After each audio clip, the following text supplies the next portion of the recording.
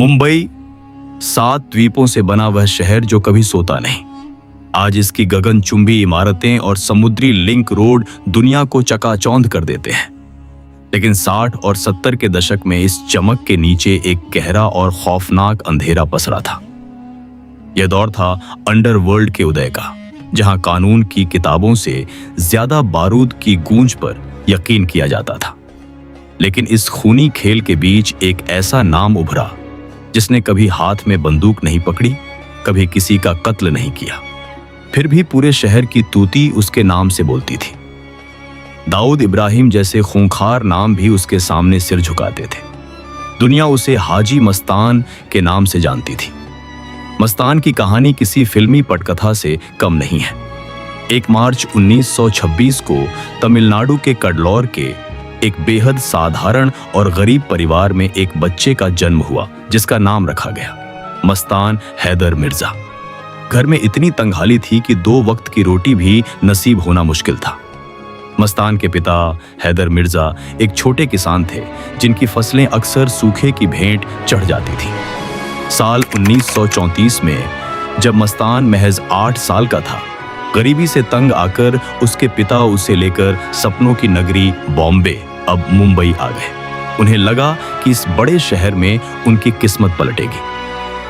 पिता पुत्र ने मिलकर क्रॉफर्ड मार्केट के पास साइकिल रिपेयरिंग की एक छोटी सी दुकान खोली।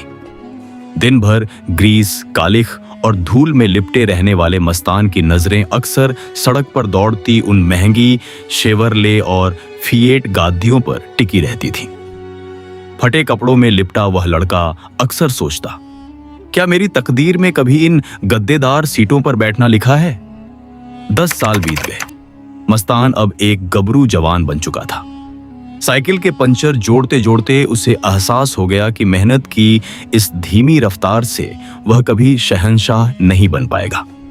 साल 1944 में उसने एक बड़ा फैसला लिया। उसने साइकिल की दुकान छोड़ी और बॉम्बे पोर्ट बंदरगाह पर कुली का काम शुरू कर दिया। उस वक्त पोर्ट पर एक बाहुबली का आतंक था, जिसे लोग जब्बार खान कहते थे। जब्बार हर कुली से उसकी दिहाड़ी का एक बड़ा हिस्सा हफ्ता वसूलता था। जो मना करता उसे समंदर की लहरों के हवाले कर दिया जाता। लेकिन मस्तान, जो बरसों की गरीबी की भट्टी में तपकर फौलाद बन चुका था, उसने झुकने से इनकार कर दिया। एक शाम जब्बार खान के गुंडों ने मस्तान को घेर लिया। मस्तान ने अकेले ही अपनी शारीरिक ताकत और दिलेरी से उन सब का मुकाबला किया। उस रात के बाद जब्बार खान दोबारा पोर्ट पर नजर नहीं आया। रातों रात मस्तान कुलियों का मसीहा बन गया। यहीं से जन्म हुआ मस्तान भाई का। 40 के दशक के अंत में भारत में विदेशी सामान और सोने, गोल्ड पर पाबंदी थी।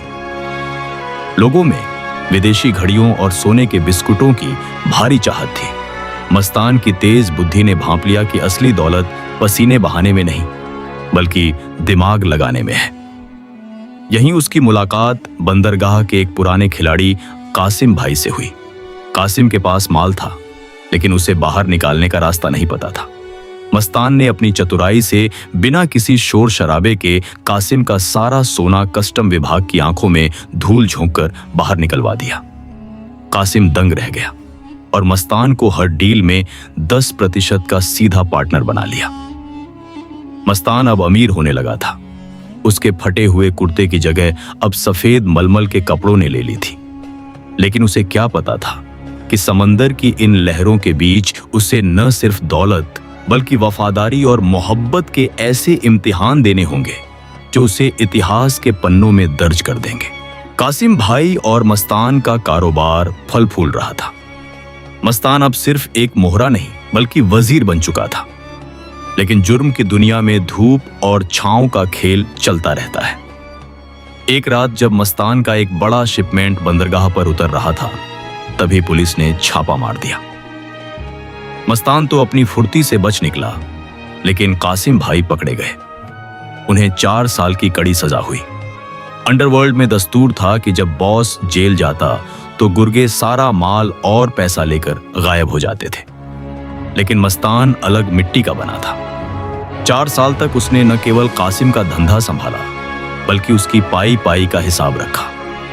जब कासिम भाई जेल से बाहर आए तो मस्तान ने उनके सामने नकद रुपयों और सोने के हिसाब की पोटली रख दी। कासिम भाई की आंखों में आंसू आ गए। उन्होंने मस्तान के कंधे पर हाथ रखा और कहा, मस्तान, आज से तू मेरा भाई नहीं, इस सल्तनत का बराबर का हिस्सेदार है। यहीं से मस्तान की शख्सियत में हाजी शब्द जुड़ने की शुरुआत हुई। 1960 का दशक आते आते मस्तान ने मुंबई को 3 हिस्सों में बांट दिया था ताकि खून खराबा न हो। उसने एक ऐसा सिंडिकेट बनाया जहां हथियारों से ज्यादा जुबान की कीमत थी।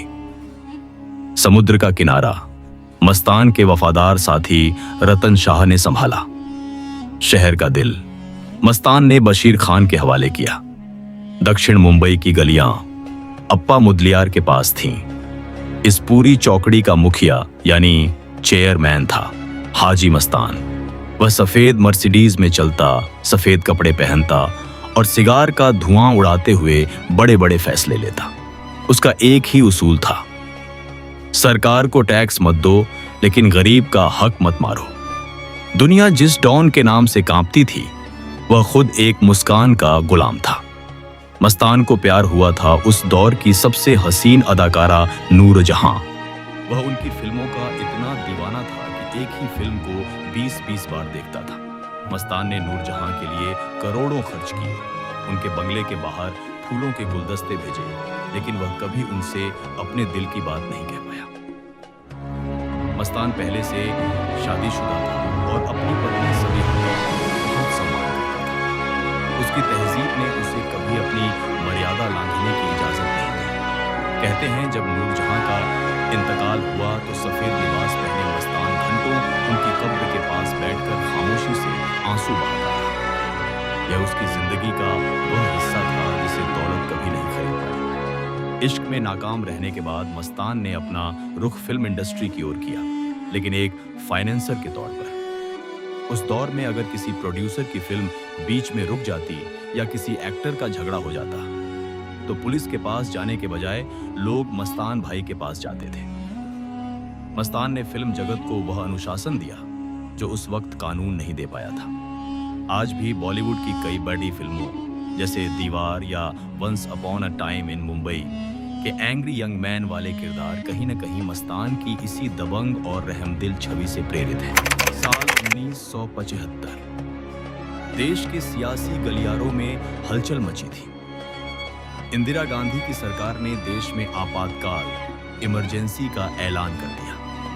सरकार ने उन सभी लोगों की लिस्ट तैयार की जो सिस्टम के लिए चुनौती थे।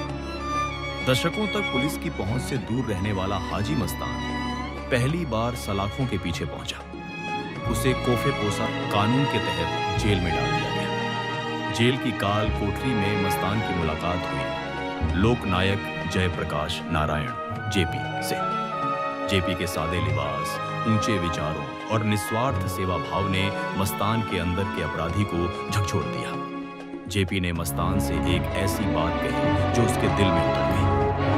मस्तान, ऊपर वाले ने तुम्हें इतनी ताकत और दिमाग दिया है, इसका इस्तेमाल लोगों की आंखों के आंसू पोंछने में करो, गुनाह की जागीर बनाने में नहीं। 15 महीने बाद जब मस्तान जेल से बाहर आया तो वह पुराना मस्तान नहीं था। उसने भरी सभा में अपने दोनों हाथ उठाकर ऐलान किया, आज के बाद मैं कभी स्मगलिंग के धंधे में कदम नहीं रखूंगा। उसने मस्तान भाई की छवि त्याग दी और खुद को समाज सेवा में झोंक दिया।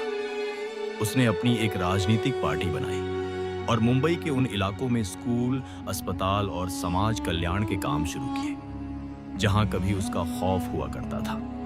लोग अब उसे मस्तान साहब कहकर पुकारने लगे थे।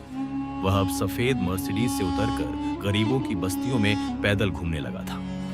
लेकिन मस्तान का यह शांति वाला अंडरवर्ल्ड अब बदल रहा था। मस्तान के ही साये में पले बड़े और उसके शागिर्द रहे दाऊद इब्राहिम जैसे नए लड़कों को मस्तान के ये उसूल पसंद नहीं आ रहे थे। वे खून खराबे के भूखे थे और पूरी मुंबई पर अपना एक छत्र राज चाहते थे। मस्तान के पुराने साथी रमन शाह और बशीर खान या तो दुनिया छोड़ चुके थे या कमजोर पड़े डे चुके थे। दाऊद ने मस्तान के उसूलों को ताक पर रख दिया और मुंबई की एसडीडी डकों पर बंदूकों, बम धमाकों और गैंगवार का वो खूनी दौर शुरू किया जिसने मुंबई की रूह को कंपा दिया। मस्तान ने दाऊद को समझाने की कोशिश की, लेकिन पुरानी पीढ़ी का यह उसूलों वाला डॉन नए दौर के इस बेखौफ अपराधी के सामने बेबस था। 25 जून 1992 मुंबई के एक अस्पताल में हाजी मस्तान ने आखिरी सांस ली। मुंबई की एसडीडी डकों पर उसके जनाजे में उमड़ती भीड़ इस बात की गवाह थी कि उसने भले ही गलत रास्तों से शुरुआत की थी, लेकिन अपना अंत एक मसीहा के तौर पर किया। मस्तान के जाने के साथ ही मुंबई अंडरवर्ल्ड का वो दौर भी खत्म हो गया जहां जुबान की कीमत जान से ज्यादा होती थी। अगर आपको यह 2D एनिमेटेड डॉक्यूमेंट्री पसंद आई तो हमारे चैनल को सब्सक्राइब करें और इस वीडियो को शेयर करना न भूलें। मिलते हैं एक और रोमांचक कहानी के साथ।